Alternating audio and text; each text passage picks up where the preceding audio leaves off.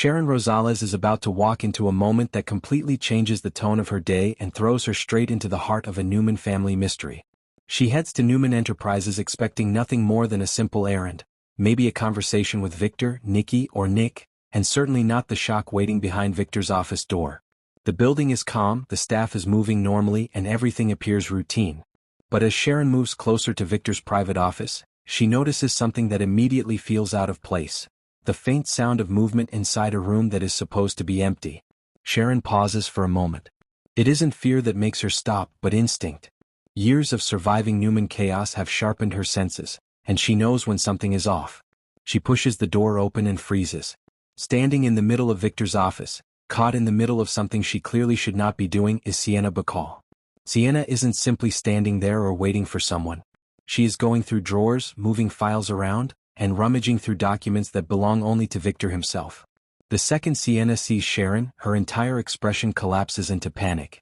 It's the kind of panic that appears when someone knows they've been caught red-handed. She jumps back slightly, clutching the paper she was examining, as if trying to hide them will undo what Sharon has already seen. Sharon immediately demands to know what Sienna is doing. Her voice is steady, controlled, but firm enough to make it clear she expects a real answer.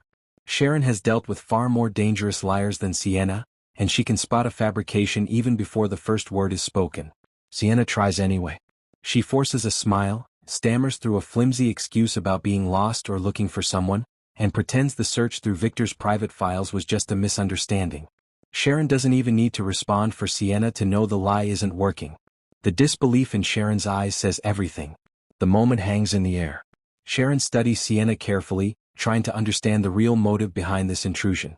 Sienna has already been wrapped up in questionable situations, drifting in and out of shady interactions, acting nervous at all the wrong times.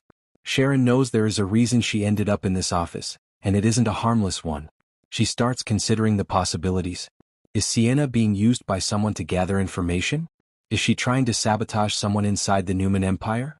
Is she secretly aligned with a person who wants to weaken Victor's control? Sharon has lived too long in this world to assume anything is innocent. Sienna becomes visibly agitated under Sharon's scrutiny. Her breathing quickens, her hands shake, and she keeps glancing at the office door as if she is debating whether she should run.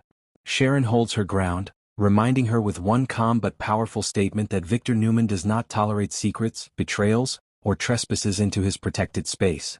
The warning isn't a threat, it's a reality. Whatever Sienna is involved in, whatever information she is hunting for, she is playing with fire, and Sharon knows the flames will reach her sooner than she expects. Sienna tries to walk past Sharon, insisting the misunderstanding is nothing serious, but Sharon steps in her way and blocks her exit. She tells Sienna the truth will come out, and she will make sure the right person hears about what she saw. Sienna's eyes darken with a mixture of fear and frustration. She wanted to slip into Victor's office unnoticed. Instead, she has Sharon, one of the sharpest observers in Genoa City, staring straight into her lies. The encounter is about to spark a much bigger storyline. Sharon knows she has stumbled onto something that is connected to the growing tension surrounding Victor, the Newman Empire, and the dangerous secrets swirling beneath them. Sienna knows she has been caught in a moment she can no longer explain away. And whatever she was looking for, whatever plan she was part of, is now cracked open because Sharon walked through that door at exactly the wrong, or the right, moment.